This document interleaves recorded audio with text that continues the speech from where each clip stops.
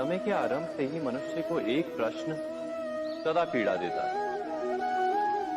कि वो अपने संबंधों में अधिकतम सुख और कम से कम दुख किस प्रकार प्राप्त कर सकता है। क्या आपके सारे संबंधों ने आपको संपूर्ण संतोष दिया है? विचार कीजिए। हमारा जीवन संबंधों पर आधारित है, हमारी सुरक्षा संबंधों पर आधारित है। इसी कारण हमारे जीवन के सारे सुखों का आधार भी संबंध है। किंतु फिर भी हमें संबंधों में ही अधिकतर दुख क्यों प्राप्त होते हैं? सदा ही संघर्ष भी संबंधों से ही उत्पन्न क्यों हो जाते हैं? कभी विचार किया है? जब कोई व्यक्ति किसी अन्य व्यक्ति के विचार अथवा कार्य को स्वीकार नहीं करता, उसमें परिवर्तन करने का प्रयत्न करता है, तो संघर्ष जन्म लेता है। अर्थात जितना अधिक अस्वीकार उतना ही अधिक संघर्ष, और जितना अधिक स्वीकार उतना ही अधिक सुख। क्या ये वास्तविकता नहीं? यदि मनुष्य स्वयं अपनी अपेक्षाओं पर अंकुश रखे, अपने विचारों को परखे, किसी अन्य व्यक्ति में परिवर्तन करने का प्रयत्न ना कर स्वयं अपने भीतर परिवर्तन करने का प्रयास करे, तो क्या संबंधों में संतोष प्राप्त करना इतना कठिन? अर्थात क्या स्वीकार ही संबंध का वास्तविक अर्थ नहीं? स्वयं विचार कीजिए। दो व्यक्ति जब निकट आते हैं तो एक दूसरे के लिए सीमाएं और मर्यादाएं निर्मित करने का प्रयत्न अवश्य करते हैं। हम यदि सारे संबंधों पर विचार करें तो देखेंगे कि इन सारे संबंधों का आधार यही सीमाएं हैं जो हम दूसरों के लिए निर्मित करते हैं। और यदि अनजाने में भी कोई अन्य व्यक्ति इन सीमाओं को तोड़ता है तो उसी क्षण हमारा हृदय क्रोध से भर जाता है। इन सीमाओं का वास्तविक रूप क्या है? क्या हमने कभी विचार किया? सीमाओं के द्वारा हम दूसरे व्यक्ति को निर्णय करने की अनुमति नहीं देते, अपना निर्णय उस व्यक्ति पर थोपते हैं, अर्थात किसी की स्वतंत्रता का अस्वीकार करते हैं हम। और जब स्वतंत्रता का अस्वीकार किया जाता है तो उसका हृदय दुख से भर जाता है, और जब वो सीमाओं को तोड़ता है तो हमारा हृदय क्रोध से भर जाता है। क्या ऐसा नहीं होता?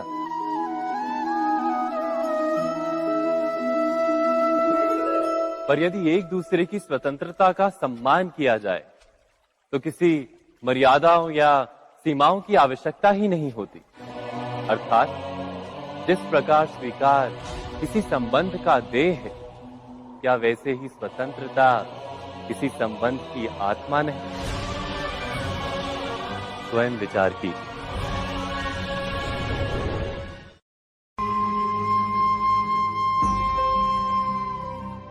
प्रत्येक मनुष्य के जीवन में ऐसा क्षण अवश्य आता है जब सारे स्वप्न, सारी आशाएं, सारे दृश्य ध्वस्त हो जाते हैं। जीवन के सारे आयोजन ही बिखर जाते हैं। एक और धर्म होता है और दूसरी ओर सुख। इसी को धर्म संकट कहते हैं। जब धर्म का वहन ही संकट हो और धर्म का त्याग ही सुख हो। विचार कीजिए, कभी किसी स्वजन के विरुद्ध सत्य बोलने का अवसर प्राप्त हो जाता है, कभी ठीक दरिद्रता के समय सरलता से चोरी करने का मार्ग प्राप्त हो जाता है, कभी किसी शक्तिशाली राजनेता या राजा के कर्मचारी का अधर्म प्रकट हो जाता है।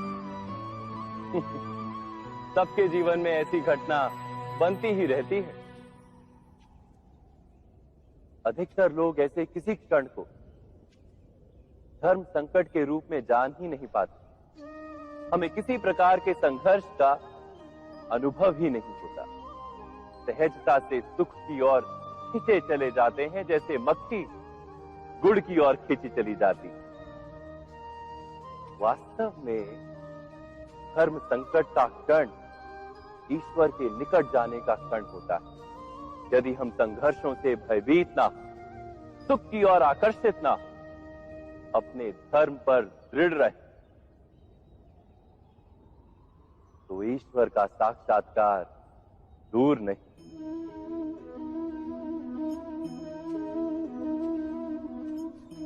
पवन से युद्ध करने वाला पत्ता यदि पेड़ से गिरता है तो भी आकाश की ओर उठता है। पवन से झुकने वाली घास वहीं भूमि पर रह जाती। अर्थात धर्म संकट से यदि हम संकट को ही टाल दें तो सुख तो मिलता है, जीवन बढ़ता है, किंतु क्या चरित्र नहीं टूटता? क्या आत्मा दरिद्र नहीं हो जाती? क्या ईश्वर से अंतर नहीं हो जाता? स्वयं विचार कीजिए। जब भी किसी की आशा और इच्छा भंग होती है तो उसका हृदय क्रोध से भर जाता है। जिस व्यक्ति को वो अपना अपराधी समझता है उसे दंड देने का प्रयत्न करता है। पर क्या हमारी इच्छा या आशा का भंग होना क्या सदा ही किसी का अपराध होता है? इच्छाओं के अपूर्ण रहने के तो कई कारण हो सकते हैं। कुछ तो संजोग के कारण अधूरी रह जाती हैं और कुछ नियति के कारण। और कभी कभी इच्छाओं का स्वरूप ही ऐसा होता है कि वो पूर्ण नहीं हो पाती। बिना परिस्थिति पर विचार किए किसी को अपराधी मान लेना न्याय नहीं, प्रतिशोध है। न्याय का आधार तो दया है, करुणा है, और प्रतिशोध का आधार क्रोध, अहंकार। अर्थात हृदय में करुणा धारण किए बिना किसी के अपराध के विषय में विचार करना, किसी को दंड देना, क्या अपने आप में ही अन्याय नहीं? स्वयं विचार कीजिए।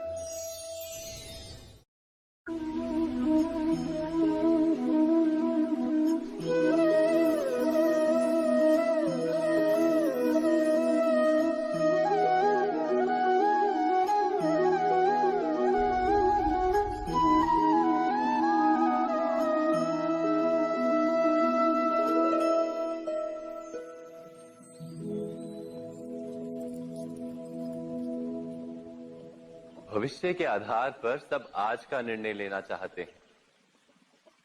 भविष्य में सुख मिले, भविष्य सुरक्षित हो, ऐसे निर्णय आज लेने का प्रयत्न रहता है सबका।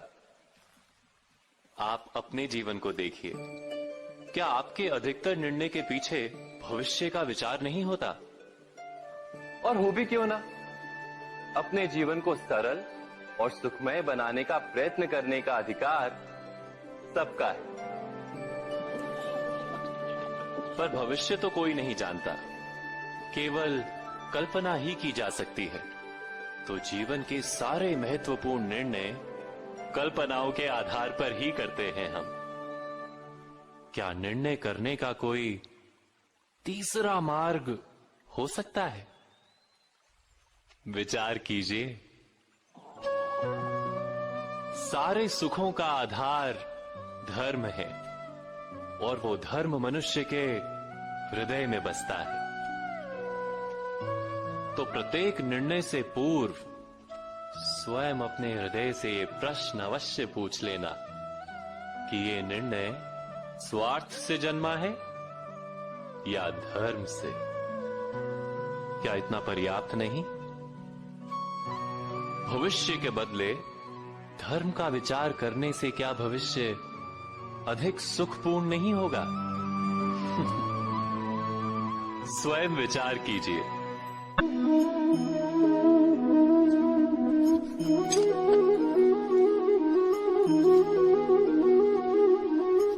भविष्य का दूसरा नाम है संघर्ष।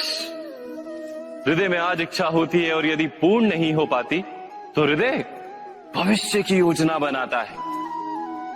भविष्य में इच्छा पूर्ण होगी ऐसी कल्पना करता रहता है, किंतु जीवन ना तो भविष्य में है ना अतीत में।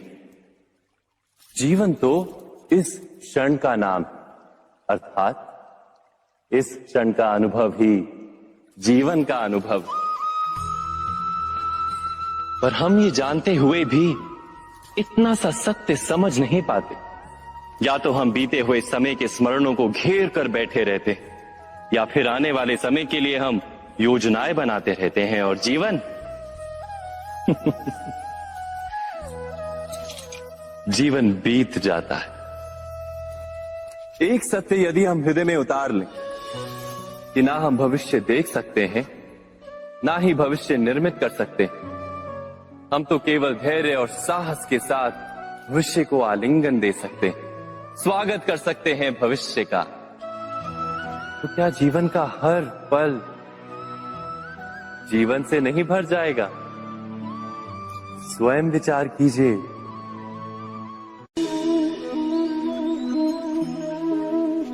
सबके जीवन में ऐसा प्रसंग अवश्य आता है कि सत्य कहने का निश्चय होता है हृदय में, किंतु मुख से सत्य निकल नहीं पाते। कोई भय मन को घेर लेता है। किसी घटना अथवा प्रसंग के बारे में बात करना, या फिर स्वयं से कोई भूल हो जाए उसके बारे में कुछ बोलना, क्या ये सत्य है? नहीं, ये तो केवल तथ्य है। अर्थात जैसा हुआ था वैसा केवल बोल देना सामान्य सी बात। किंतु कभी कभी उस तथ्य को बोलते हुए भी भय लगता है। कदाचित किसी दूसरे की भावनाओं का विचार आता है मन, दूसरे को दुख होगा ये भय भी शब्दों को रोकता है। तो ये सत्य क्या है? क्या हमने कभी विचार किया है? जब भय रहते हुए भी कोई तथ्य बोलता है तो वो सत्य कहलाता है। वास्तव में सत्य कुछ और नहीं, केवल निर्भयता का दूसरा नाम है। और निर्भय होने का कोई समय नहीं होता, क्योंकि निर्भयता आत्मा का स्वभाव है। अर्थात क्या प्रत्येक क्षण सत्य बोलने का क्षण नहीं होता?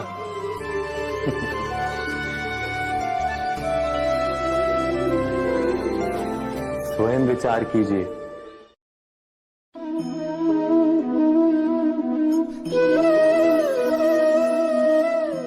परंपरा में धर्म बसता है और परंपराएं ही धर्म को संभालने का कार्य करती हैं, ये सत्य है। पर क्या केवल परंपरा ही धर्म है? विचार कीजिए। सत्य तो यह है कि जिस प्रकार पाषाण में शिल्प होता है, उसी प्रकार परंपरा में धर्म होता है। इस पत्थर में शिल्प है, ये पत्थर शिल्प नहीं। शिल्प को उजागर करने के लिए उसे तोड़ना पड़ता है, अनावश्यक भागों को दूर करना पड़ता है।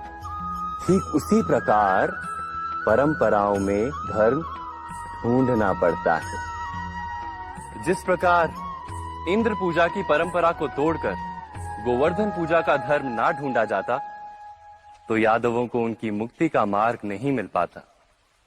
अर्थात परंपरा को पूर्णता छोड़ देने वाला धर्म से वंचित रह जाता है, और परंपरा का अंध अनुकरण करने वाला भी धर्म को प्राप्त नहीं कर पाता। कहते हैं हंस के पास नीर क्षीर विवेक होता है। दूध में मिले पानी को छोड़कर केवल दूध ही ग्रहण करता है। तो क्या सच्चा धर्म प्राप्त करने के लिए हृदय में ज्ञान से जन्मा विवेक आवश्यक है? और ऐसे विवेक के बिना जिसे धर्म मान भी लिया जाए, जो वास्तव में धर्म ना भी हो, ऐसा भी तो हो सकता है।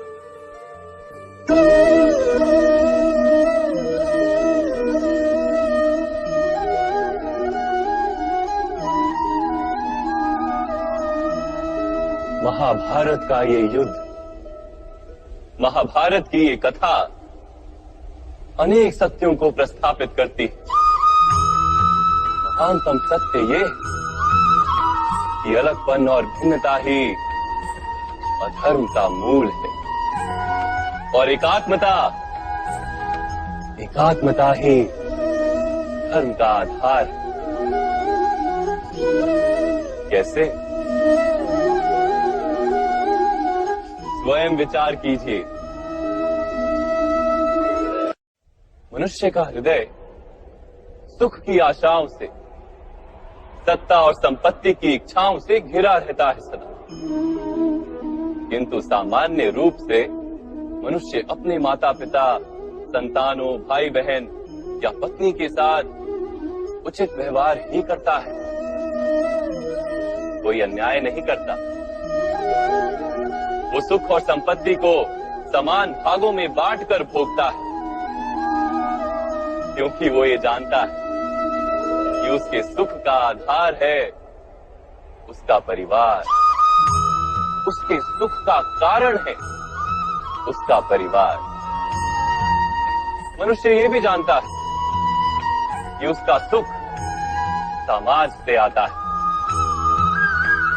किंतु वो समाज के साथ अन्याय कर लेता है, समाज का शोषण कर लेता है, क्योंकि वो समाज को अपने सुख का कारण नहीं मानता, वो समाज को अपने सुख का साधन मानता है। भेद है तो कारण और साधन में।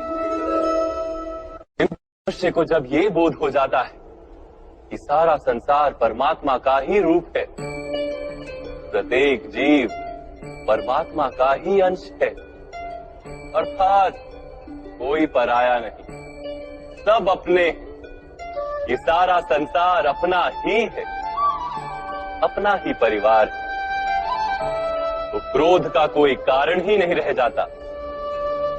सारे संघर्ष, सारा वैर, सारा प्रतिशोध नष्ट हो जाता है। अंतर में परमात्मा और संसार में एकात्मता, यही धर्म का मूल सिद्धांत है। महाभारत की ये यात्रा क्रोध से बोध की यात्रा है, भिन्नता से एकात्मता की यात्रा है। भूमि पर वास करने वाली प्रजा जब तक इस महाभारत की कथा को अपने स्मरणों में जीवित रखेगी, तब तक ऐसा विध्वंस पुनः नहीं होगा। कोई भी शक्ति इसकी महत्ता का वस्त्र हरण नहीं कर पाएगी। इस यात्रा में मेरे साथ प्रवास करने वालों को मैं अभिनंदन देता हूं। उनके हृदय में धर्म का बीज स्थापित, कल्याण, संसार का कल्याण। ओम सहना भवतु। ईश्वर हमारा रक्षण करे। सहनो भुनक्तु। हम सब मिलकर सुख भोगे। सहवीर्यम करवावहे। एक दूसरे की प्रयास करें। तेजस्विनावधितमस्तु। हम सबका जीवन तेज से भर जाए। मां विद्विषावहे। परस्पर कोई द्वेष या ईर्ष्या ना हो।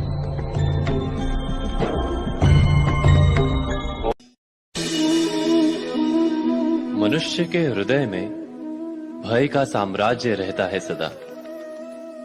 कभी संपत्ति के नाश का भय, कभी अपमान का भय, कभी अपनों से छूट जाने का भय। इसीलिए भय का होना सबको स्वाभाविक ही लगता है।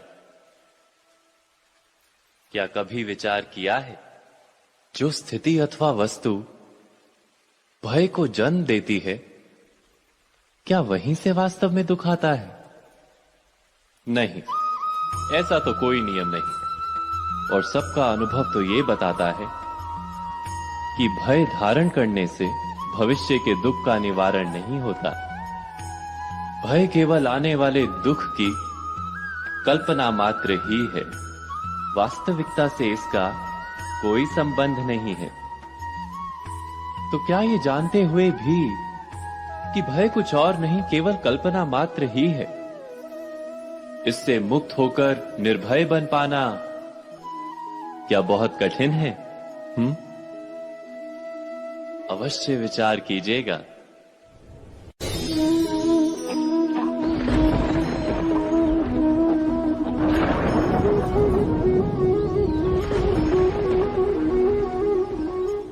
सपनों और पूर्वाभासों के आधार पर हम भविष्य के सुख दुख की कल्पना करते हैं। भविष्य के दुख का कारण दूर करने के लिए हम आज योजना बनाते हैं। किंतु कल के संकट को आज निर्मूल करने से हमें लाभ मिलता है या हानि पहुंचती है, ये प्रश्न हम कभी नहीं करते। सत्य तो ये है कि संकट और उसका निवारण साथ जनते हैं, व्यक्ति के लिए भी और सृष्टि के लिए भी। नहीं, आप अपने भूतकाल का स्मरण कीजिए, इतिहास को देखिए, आप तुरंत ही ये जान पाएंगे कि जब जब संकट आता है तब तब उसका निवारण करने वाली शक्ति भी जन्म लेती है। यही तो जगत का चलन है। वस्तुतः संकट ही शक्ति के जन्म का कारण है। प्रत्येक व्यक्ति जब संकट से निकलता है तो एक पद आगे बढ़ा होता है, अधिक चमकता है, आत्मविश्वास से अधिक भरा होता है, न केवल अपने लिए अपितु विश्व के लिए भी। क्या ये सत्य नहीं? वास्तव में संकट का जन्म है एक अवसर का जन्म, अपने आप को बदलने का, अपने विचारों को ऊंचाई पर करने का अवसर, अपनी आत्मा को बलवान और ज्ञान मंडित बनाने का अवसर। जो ये कर पाता है उसे कोई संकट नहीं होता, किंतु जो ये नहीं कर पाता वो तो स्वयं एक संकट है विश्व के लिए। विचार कीजिए।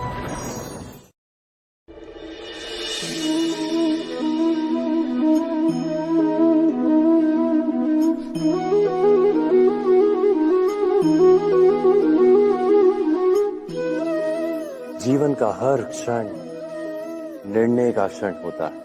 प्रत्येक पद पर दूसरे पद के विषय में कोई निर्णय करना ही पड़ता है, और निर्णय अपना प्रभाव छोड़ जाता है। आज किए गए निर्णय भविष्य में सुख अथवा दुख निर्मित करते हैं, ना केवल अपने लिए, अपने परिवार के लिए भी, आने वाली पीढ़ियों के लिए भी। जब कोई दुविधा सामने आती है तो मन व्याकुल हो जाता है, अनिश्चय से भर जाता है। निर्णय का वो क्षण युद्ध बन जाता है और मन बन जाता है युद्ध भूमि। अधिकतर निर्णय हम दुविधा का उपाय करने के लिए नहीं, केवल मन को शांत करने के लिए लेते हैं। पर क्या कोई दौड़ते हुए भोजन कर सकता है? नहीं। तो क्या युद्ध से जूझता हुआ मन कोई योग्य निर्णय ले पाएगा? वास्तव में शांत मन से जब कोई निर्णय करता है तो अपने लिए सुखद भविष्य बनाता है, किंतु अपने मन को शांत करने के लिए जब कोई निर्णय करता है तो वो व्यक्ति भविष्य में अपने लिए कांटों भरा वृक्ष लगाता है। स्वयं विचार कीजिएगा।